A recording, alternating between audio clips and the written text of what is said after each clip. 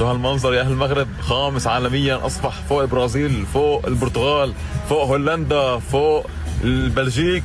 خامس عالميا لاول مره بالتاريخ يا جماعه. كان 10 اعطون بطوله كاس افريقيا، صار خامس هلا حاليا من الفيفا، تصنيف الفيفا فوق البرازيل. تخيل منتخب عربي، مش اي منتخب، المغرب فوق البرازيل، فوق البرازيل. شو هالانجاز تاريخي يا جماعه هيدا اللي عملوه المغرب. شو هالانجاز، عربي، منتخب عربي فوق البرازيل وهولندا، وشوي حيصير منتخب رابعه وثالثه يكب فرنسا لبرا وانجلترا لبرا. شيء غريب يا جماعه، والله شيء غريب. نحن كعرب المفروض نفتخر عرب، جماعه عرب. المغرب بطل افريقيا، نص نهائي كاس العالم 2022، بطل كاس العالم للشباب، ثاني على الاولمبياد عالميا، بطل كاس العرب.